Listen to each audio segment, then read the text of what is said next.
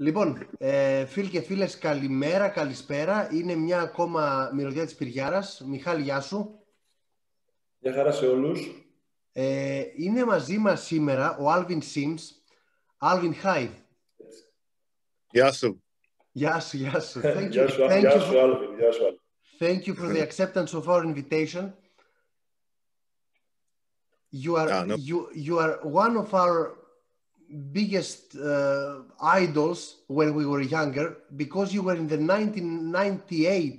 1998-99 season in Panionios. Is that right? Yes.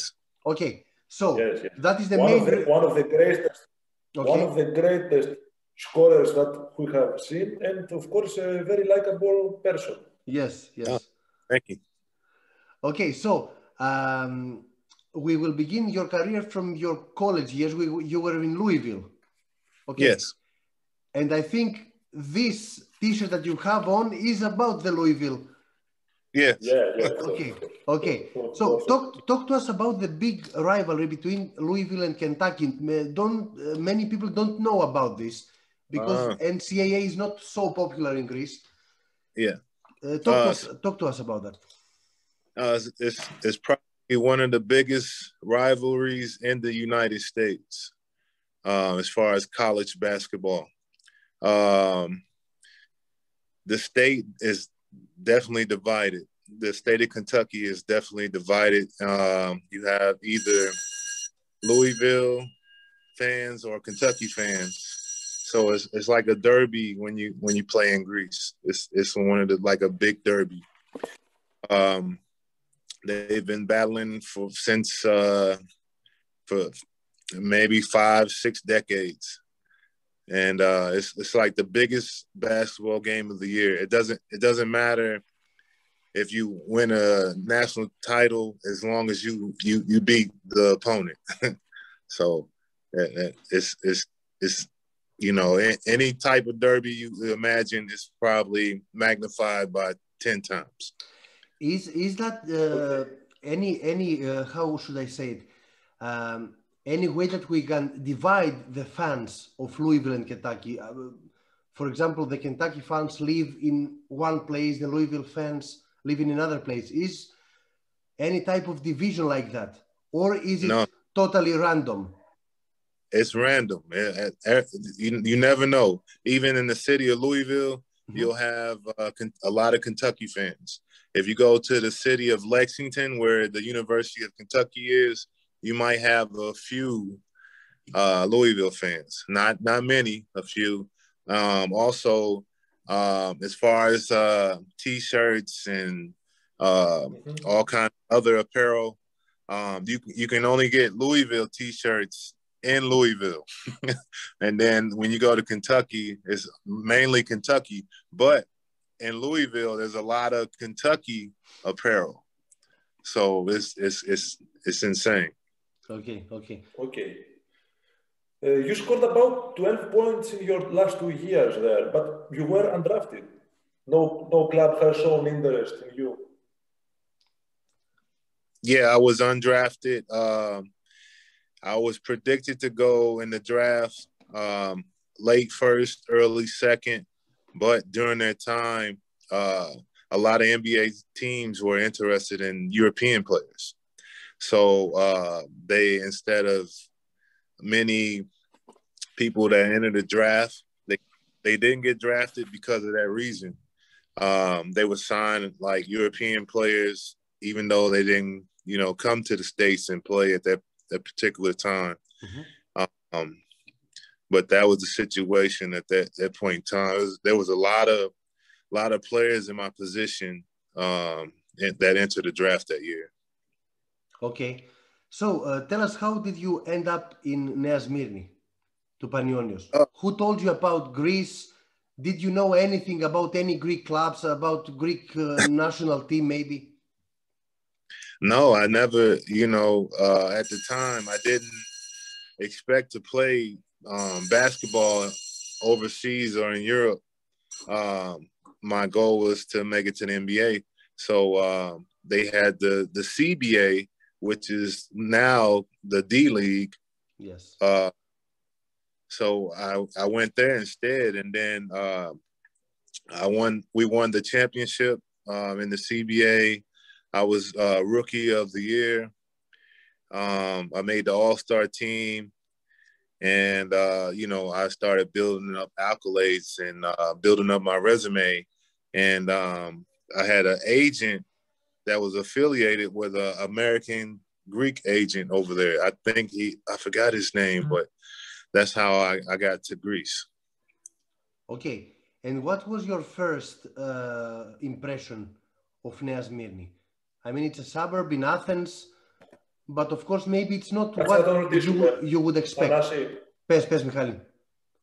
It wasn't that Steve Yatzoglou. Did Steve Yatzoglou suggest you to Panionios or no? Steve Yatzoglou, the Greek American that you... Yes, that was him. Yes. Okay, Steve Yatzoglou. Steve Yatzoglou. Okay. You have an ex-teammate, Jeff McInnes, who was playing for Panionios. Yeah, he was there before. Yeah. Yeah. Okay. But at the time, I didn't know he was at Panionios. Okay. Yeah. So, talk to me about your first impressions. Not only basketball-wise. I know that basketball-wise, Greece is far behind the US. Okay, this is clear to everyone. But about the place, about the people, your teammates. I thought it was beautiful. The weather was very nice. The food, it was unbelievable. I fell in love with the area, and I felt quite comfortable. My teammates, they were great. They helped me out a lot. Even though I didn't know the language, they showed me around. They told me where to go eat, where to shop. It was good, man. It was fantastic. Where were you living? Nea Smyrni is a basketball neighborhood. Yes. And fans know basketball very well, and they can see when a player has a potential. Mm-hmm. That's why they loved you. Where were you living? In Nea Smyrni or somewhere in another place near Nea Smyrni? It was near. I was near the beach. Oh, okay. Maybe Glyfada? It was close to Glyfada. Okay. These places are the same. Beautiful and near Nea Smyrni whatsoever. Yes. Okay. And you go to a team that... Alvin. Okay. Michael, συγγνώμη. You didn't go to NBA because of lockout. What's that? 1998. I didn't. You didn't go to NBA because of lockout. Of the lockout. Maybe you didn't go to the NBA because of the lockout. That's his question. So during the lockout year, the Phoenix Suns, they were interested in me. There was a few other teams, but yeah, that was one of the reasons why everything was put on hold. Okay. But you found the chance to play for games. Yeah. At the end, after I came back from Greece, I went and finished up the season for Phoenix. Okay. Phoenix, yes. So, we had Coach Mazzon on our show some weeks ago, and he spoke with the best words about you. How was your relationship with him and with your teammates? I mean, we know, and we have spoken also to Karagoutis, Yorgos Karagoutis. I don't know if you remember all of their names.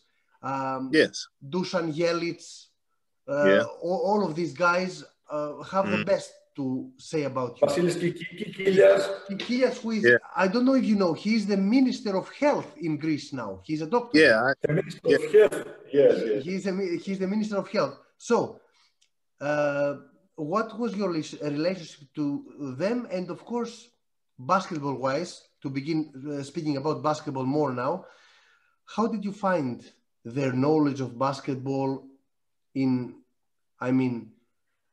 comparison to yours?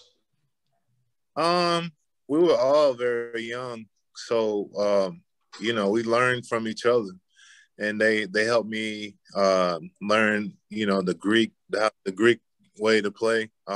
It was quite physical, and you know, they helped me. And slow. Yeah, and they helped me become that, and I had to adjust. And Mazzon definitely helped me adjust. At first, it was difficult. You know, I was a young player. I really didn't have any professional experience other than, you know, playing in the CBA 1 year. And, you know, it helped develop me as a professional player. I was used to being, you know, a star, and I had to learn how to be a teammate and help my teammates. And they helped me as well. Okay. Have you got any favorites from The this last... team? Κάτσε Μιχάλη, μισό λεπτό. Έχεις λίγο καθυστέρηση ήχου, Μιχάλη, νομίζω, Έχω καθυστέρηση ήχου, ναι. Μισό λεπτό και ρωτάς. Δεν πειράζει. Have you got any favorite teammates from this year? Yeah, Kiki, George, Mikey's. Everybody was my favorite. Dusan, everybody was my favorite. We were all family.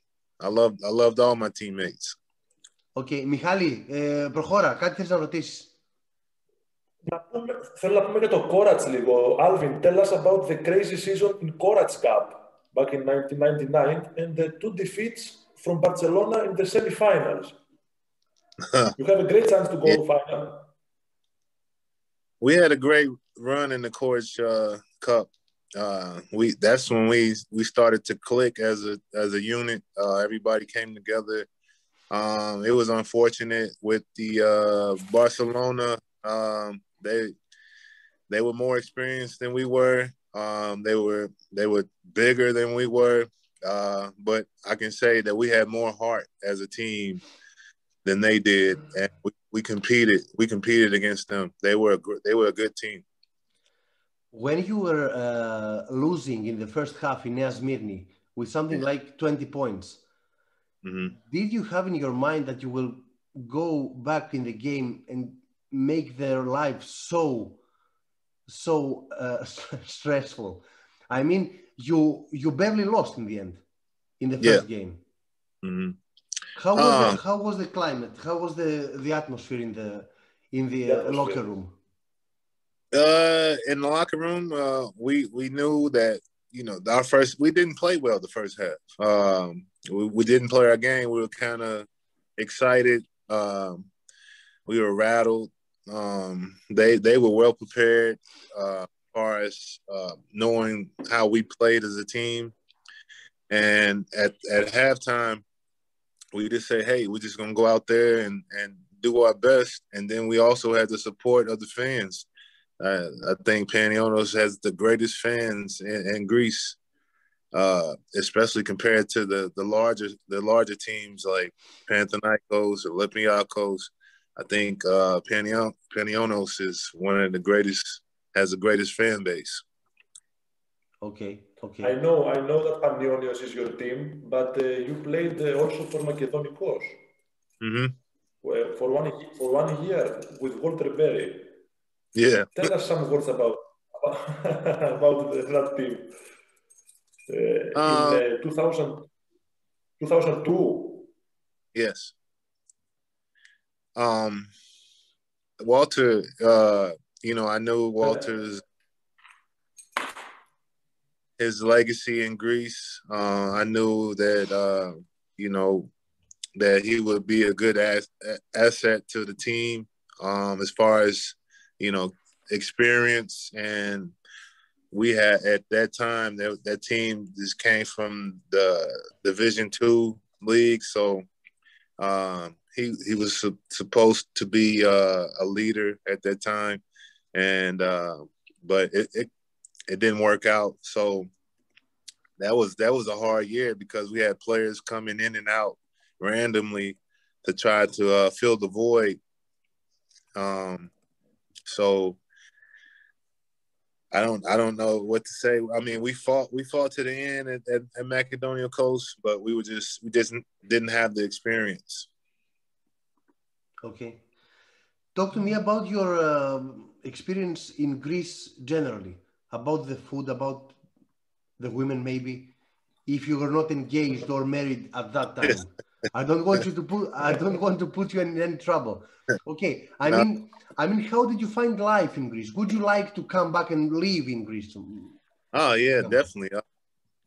Greece. If I had to leave the United States, I would definitely come live in Greece. It's so relaxing. The weather's nice. The food is wonderful. The people are wonderful. I've made relationships over there. My ex-teammates, friends. It would be no problem to come and live there. Give me something bad about Greece. It can be all sugar. It's this little things like traffic. The smoking at that time. I don't know how it is now, but those are the only things that I had an issue with. But other than that, it was very enjoyable. I didn't really have any flaws. Greece doesn't really have any flaws as far as living qualities. But I would say I didn't experience it, but at that time, players didn't get paid, and that was yes. I didn't that issue. I was fortunate not to have that. I always got paid, and I guess that made my experience even better. But I worked hard, and every minute on the court, I earned my pay. So, but I seen that for others that didn't get paid, and they were disappointed. But I guess that's how it was. Yes, yeah. There have been issues. Okay. Definitely. Μιχάλη, συνέχισε, Μιχάλη. I'm going to ask about a spicy story. I know a story about you and if you have a disagreement with Ruben Patterson. Is that true or fake news? Did you have a disagreement? That was the fans. So there were fans before that game. There were fans at the McDonald's. And they were talking a lot about Ruben Patterson, how he's going to destroy us, how he's going to destroy me. And, I was like, Ruben Patterson, was he the Kobe Bryant stopper? He had this nickname. Yeah. The Kobe stopper. Okay. Yeah. But I played against Ruben in college. He played for Cincinnati. So, and I never lost to Cincinnati. So it wasn't a big issue when the fans came to me and saying, oh, he's going to destroy you, he's going to dunk on you and this and that. So, no, I'm not afraid of any competition. So it wasn't a big deal to me. How do you feel about trash talk like that? Okay. Does that make you stronger or you just don't care? How do I feel about what? Trash talk. I mean, yes. I love trash talk. It motivates me. It motivates, especially like when we go to another place to play. It's definitely motivating. I need that psychological. Okay, so you're not indifferent. You like it. Okay.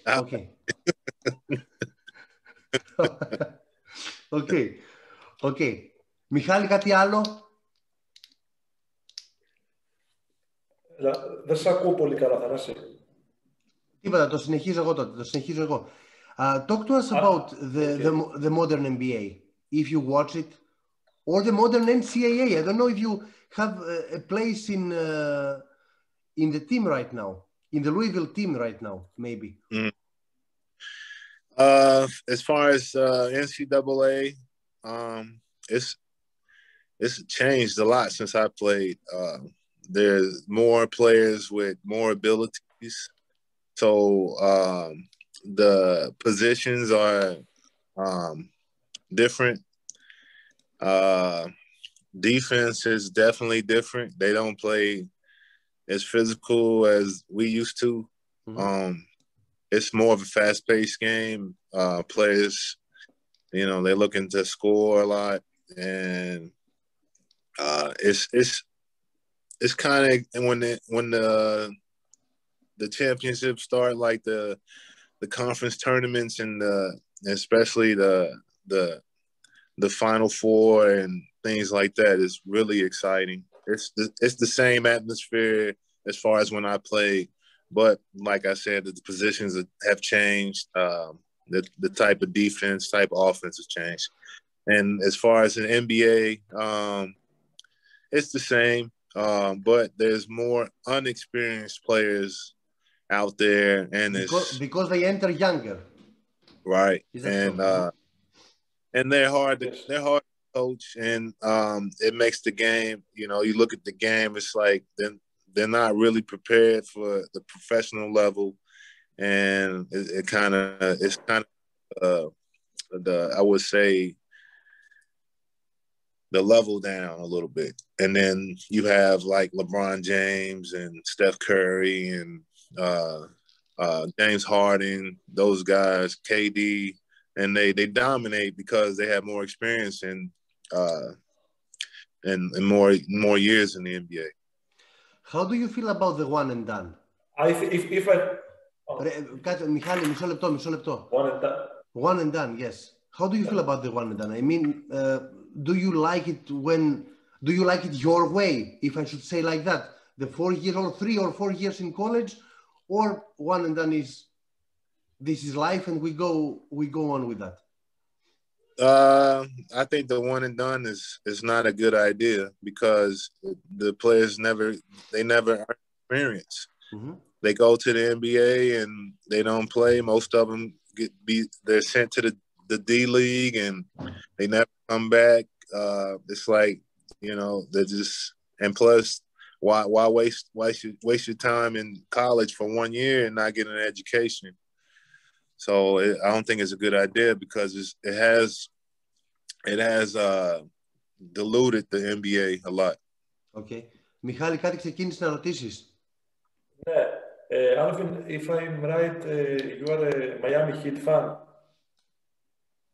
Miami, yeah, I like Miami Heat. Mm-hmm.